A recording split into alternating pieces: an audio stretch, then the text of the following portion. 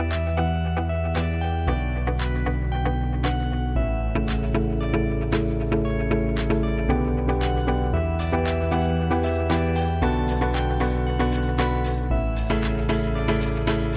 is the Influencer Entrepreneurs Podcast with Jenny Melrose, where I strategize with business owners on how to grow and scale their businesses to hit their income goals.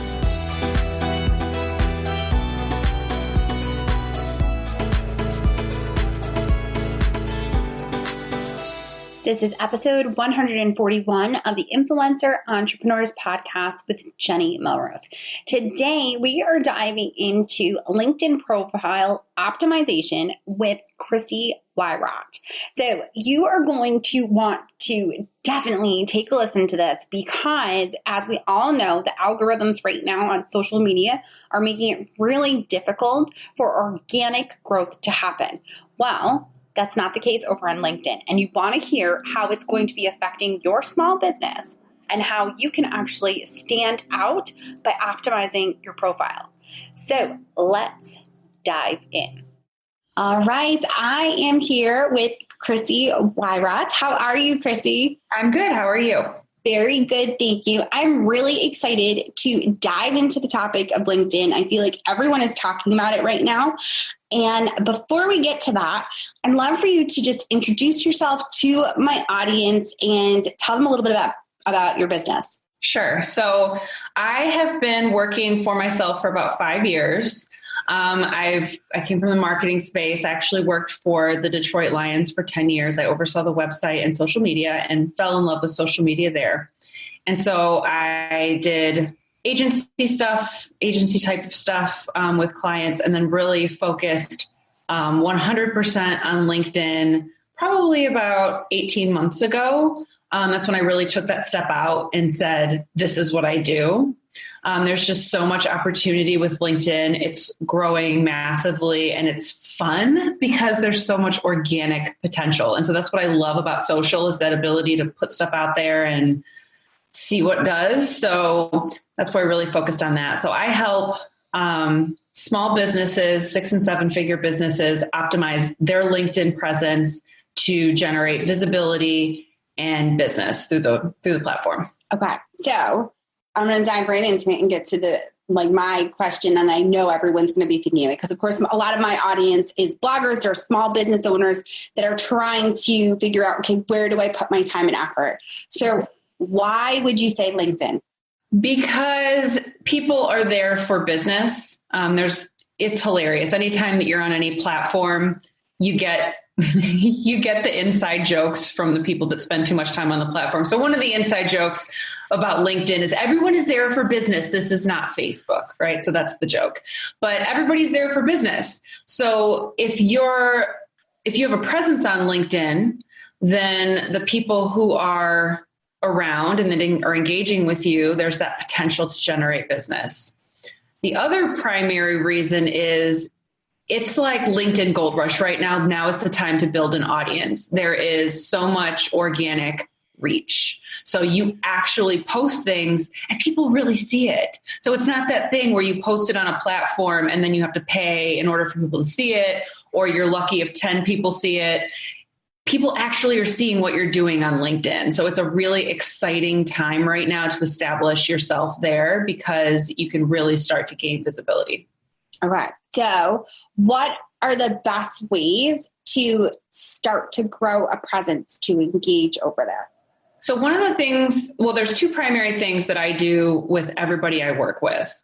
And the first one is LinkedIn profile optimization. So your LinkedIn profile is basically your sales page.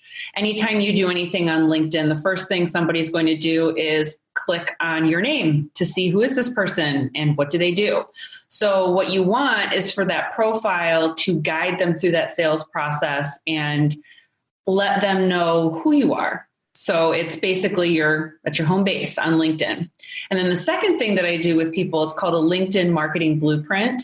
And it basically outlines how to engage on LinkedIn. So I call it a LinkedIn funnel.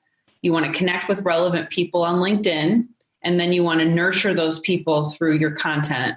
And as you're nurturing those people, they bounce to your LinkedIn profile, check out your sales page. And it's this cycle of nurturing them along until you do start to generate cold leads. Okay. Well, that's leads at that point. So I want to, is the blueprint that you talked about a freebie that you offer? Is it something that I can link to in the show notes? Because I know that the whole idea of having a blueprint, being a teacher, I'm very much like, yes, let's get a worksheet. Let's walk me through this. So the blueprint is not a freebie. I have a checklist that is a freebie to help people optimize their profiles. What the blueprint ultimately came out of was people wanted to work with me and they wanted to know, how can I optimize my LinkedIn presence? And I would say, well, I can help you do that. And I would put this whole strategy piece together and say, okay, now let's get started. And they're like, no, it's okay. And so then all of a sudden they had this marketing work from me as a proposal, and I didn't get anything out of it. So basically I said, let's take a step back and let's actually make that a deliverable. And so that deliverable is something that people walk away with, so they can actually hire me to implement it, or that they can implement it themselves. So it's this outline of how to. Okay. All right. No, perfect. That's good to know. And we'll definitely make sure to link to the optimization of the profile for sure, because there are all these different pieces that I've seen go into your profile and get so many different characters and all of that kind of good stuff. Is there a format when we actually create a post on LinkedIn that we would say would recommend that works the best? So in other words, would it be a video? Should there be a photo? Can you have links? There's always all of these different kind of recommendations, I feel like, for each platform. Are you noticing works well for LinkedIn right now? So it's so funny. So you talked about Kate All, that you know Kate, who does Pinterest consulting. And one interesting thing in a conversation that came up with her is she said, in the Pinterest world, everybody who's teaching Pinterest essentially has the same advice. LinkedIn, all over the map. So you will find every recommendation under the sun when you look at different people on LinkedIn. That's why my advice, my go-to is, it depends. It really depends on your audience as far as video, text, those types of things, images. Anything can work based on how does your audience like to consume it. One of the things, the number one thing that I say is number one, though, no matter what, is that very first sentence needs to really draw in your audience. Because when people are scrolling through LinkedIn, the first 3 lines is all that they see that will result in stopping to comment or click. And so that first sentence needs to be really powerful. Sometimes I'll just ask a question and that's it. And people will respond to that question. But with LinkedIn, just like Facebook was, I mean, it still sort of is, but that organic reach is kind of gone. But it's the same principle, where the more you generate engagement, the more people see the post. So having a really powerful first line or 2 is really important. Whether you're a seasoned podcaster or just thinking of starting a podcast, you need to listen to Buzzcast from the folks at Buzzsprout. Here we go! Buzzcast covers everything a podcaster should know, from marketing strategies and how to make money from your podcast to the latest and greatest tech and industry insights to keep you on the cutting edge. Follow Buzzcast by clicking the link in the description or go to buzzcast.buzzsprout.com and keep podcasting.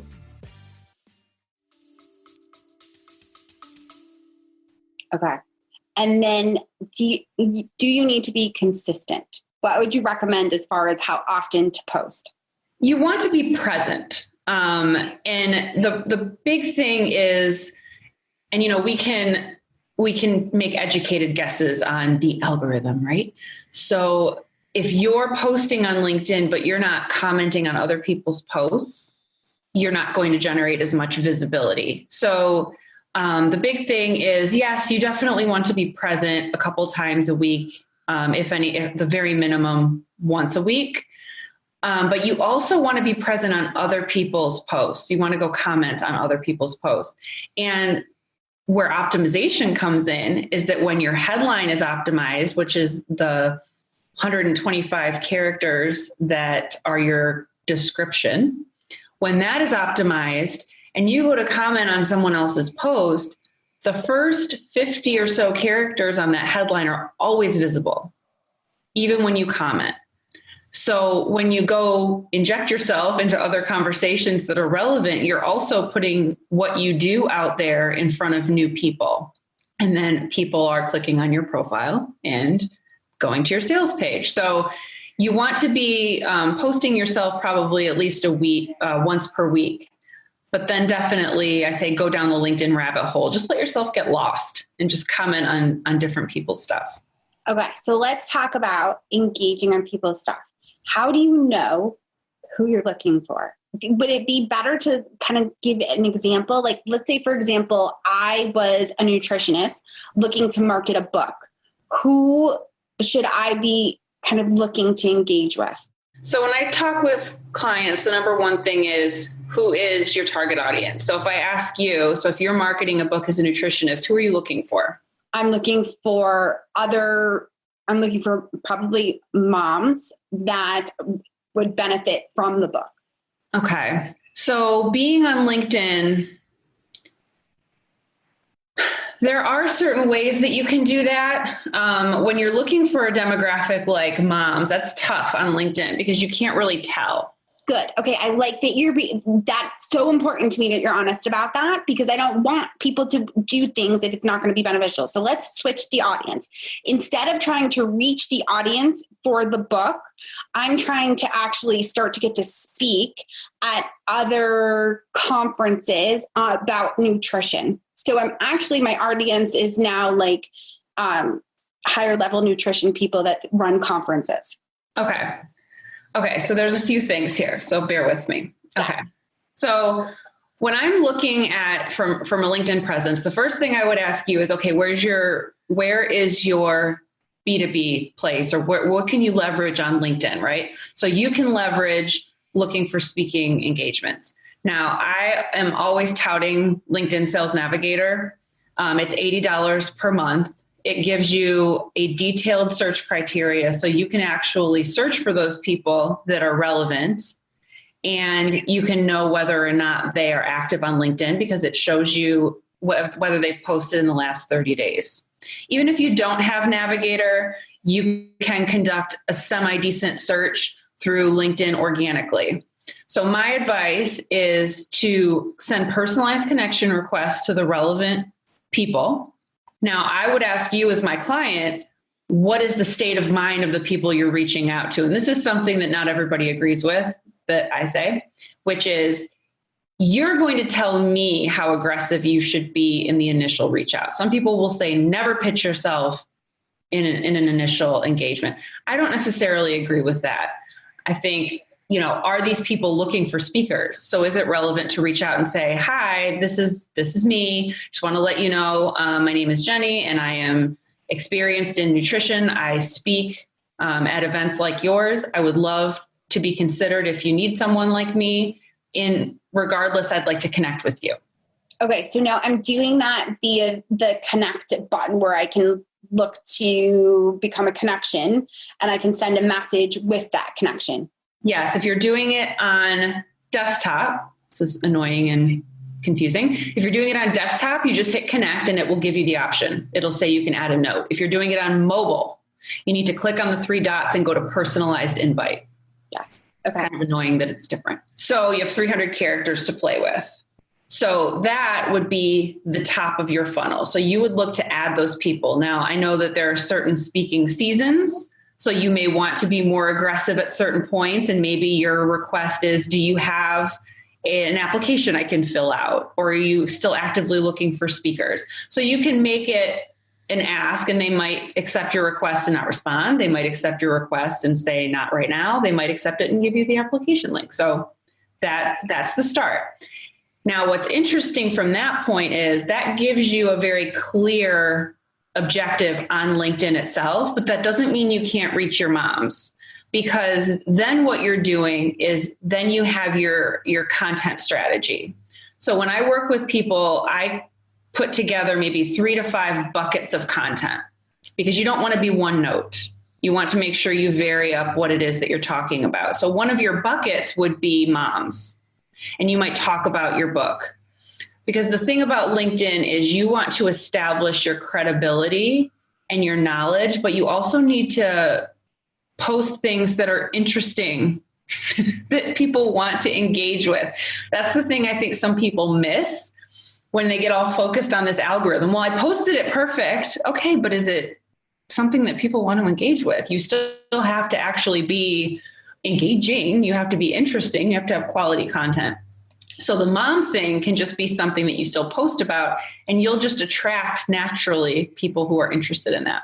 Okay. So the idea is that there's going to be other professionals that are maybe working moms that are on LinkedIn that aren't necessarily in there looking for nutrition, but they're in there because they do something totally different. Maybe they're a marketer for a large food brand.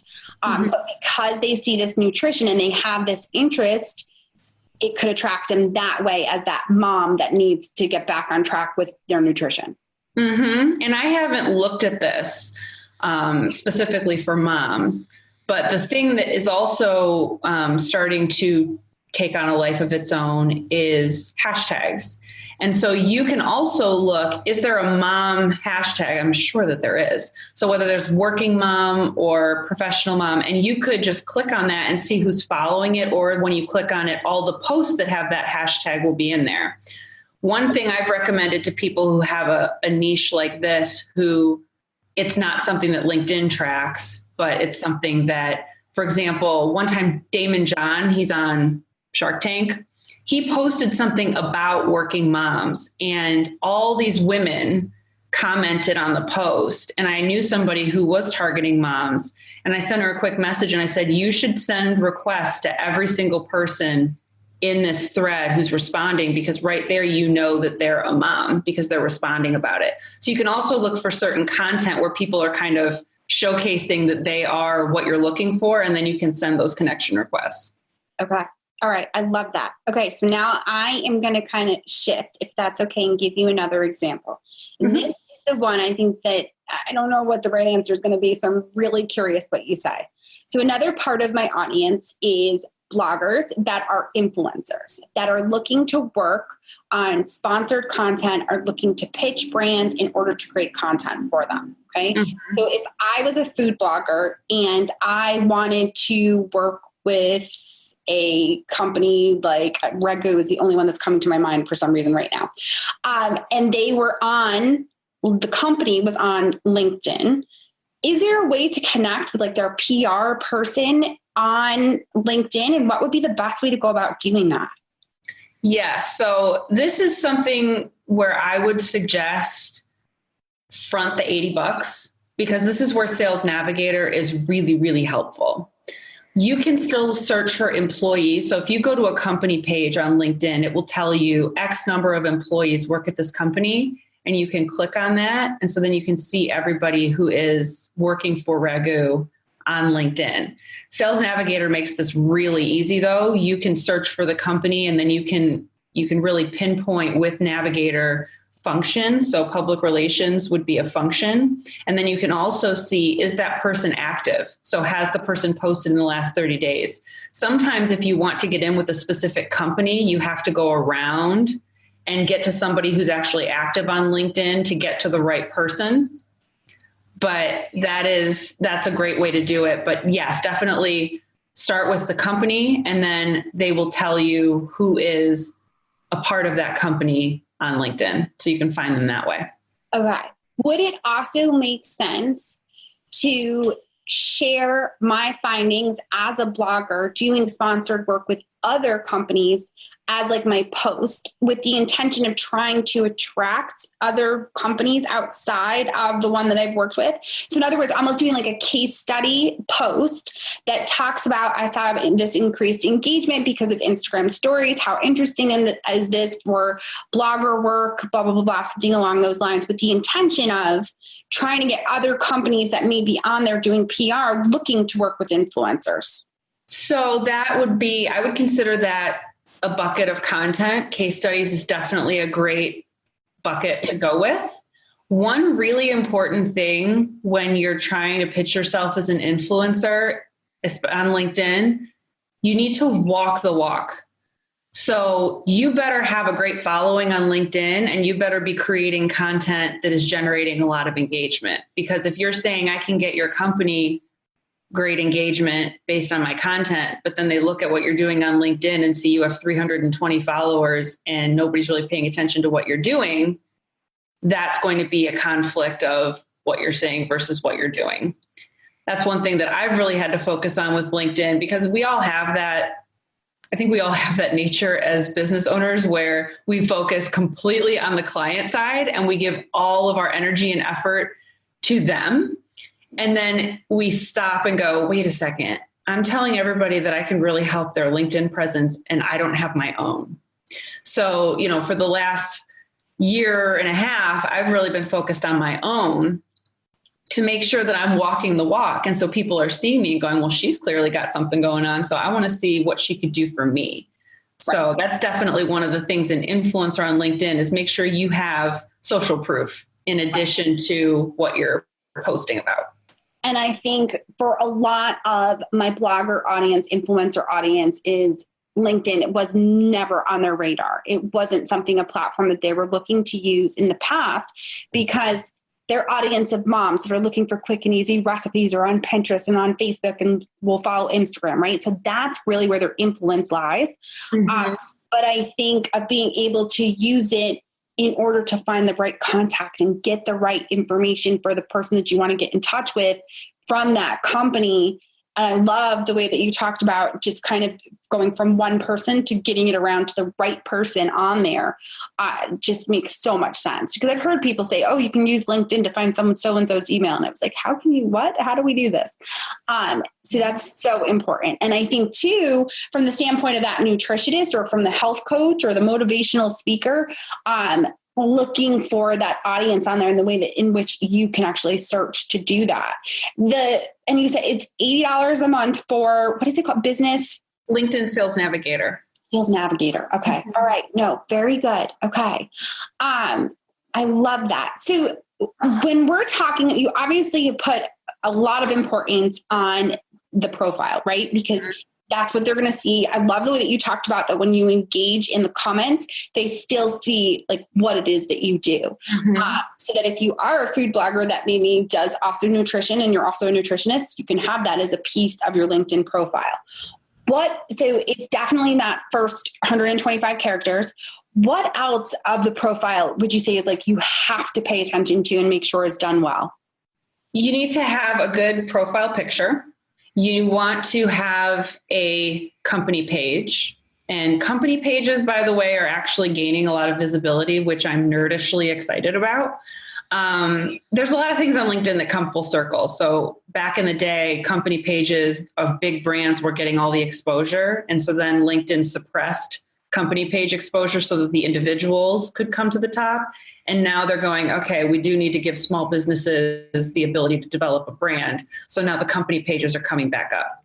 But the company page is what allows your logo to be added to your profile, because you actually dynamically link your page to your profile. Yes. And so then too, when someone's looking, okay, what is this company about? They click on that and then that takes them to the company page. The thing to remember about LinkedIn, people pay, as with Sales Navigator, people pay to search the platform. And on top of that, Google crawls the platform. If you search your name on Google, unless you have an extremely common name or share it with a famous person, your LinkedIn profile will more than likely come up in the top 5. So even if you reach out off of LinkedIn, if someone wants to do a quick Google search, okay, what's Jenny about? I'm going to type her. And you have nothing in your LinkedIn profile, you're missing an opportunity for somebody who could click on it to see what is she about. And if they see there's no profile picture, and obviously that's not you, but there's no profile picture, it's not filled out, you haven't put anything out there since 2014, you're missing an opportunity. So keywords is also very important. And when I work with somebody, I'm going to look at the balance between, are you, like, for example, if someone's looking for a job, keywords is going to be more important than somebody who's looking to generate leads. You still want to do both, but you want to ask yourself, is somebody going to be searching for someone like me? And if someone's going to be searching for someone like you, make sure that you have relevant keywords throughout your profile. Okay. All right. That makes a ton of sense. And I love the way that you say that it's going to show up in the top 5 of Google, because that is definitely something that no matter what it is that you're doing, your name is getting searched. They're looking to see what you are about and what's out there about you. So it's just another way of having information out there about what it is that you do. So I absolutely love that. Mm-hmm. The optimization of the profile that you offer, the checklist, we're going to link to that in the show notes. And that'll kind of give me a really good idea of like how to build up that profile, touching on the things that you've already kind of touched on, but also going deeper into it. Where else, Chrissie, are the best places to get in touch with you so that my audience can find you and stalk what you're doing, obviously, on LinkedIn? So I just launched a new website for my brand. So I went from just being a brand that is my name to being a company brand. It's called eLink Consulting, and I'm super excited about it. I built the website myself. And the website is e-linkconsulting.com. Also far easier to relay that information than attempting to spell my name with people. Yes, as we know, because I misspelled it when we sent over questions. But that is great. I'm super excited to be able to share that information so that they can not only get the profile optimizer, but also just the information that you share. So valuable and so helpful, because I really feel like I'm hearing everyone talk about LinkedIn and what it can possibly do for you. And I love the fact that you can actually be found organically, where, as we know, Facebook, Instagram, you can't be found organically. So perfect. Well, Chrissie, thank you so much for taking the time to talk to my audience. I appreciate you. Thank you. And please find me on LinkedIn too. Absolutely. All right, you guys, clearly that conversation could have continued. I was so interested in the ways in which to use LinkedIn. I'm always really intrigued by social media, especially when you can actually have organic growth, which, like I said in the beginning, we all know we're not seeing on a lot of the other social media platforms. You're barely getting seen at all, whether when you post your content. So with this giving us an opportunity to stand out, I wanted to find out as much information as possible and see who it might be the right fit for. So if you are a blogger, you heard that it is a great way to be able to find contacts for brands that you could possibly want to work with on sponsored content. And if you offer services or products and you want to be seen as an expert in the industry, possibly through speaking, possibly through having your own event or doing consulting, then LinkedIn is definitely a platform that you need to think about getting yourself on, optimizing your profile. And as you heard, at the very least, you absolutely need to make sure that you optimize that profile so that when someone does search your name in Google, it comes up with a fully filled out profile that tells people exactly what it is that you do. You guys, I appreciate you so much for taking the time to listen in. I'd love it if you took a screenshot, put it up on Instagram stories, and tell me what it was that you found really interesting about this episode. Tag me at Jenny_Melrose. I'd also love it, you could do one or the other, if you left me a podcast review. And if you hop over to iTunes and leave me a review, just leave your Instagram handle so that I can send you a personal message thanking you for leaving me a review. All right, you guys, until next time, I will see you all then.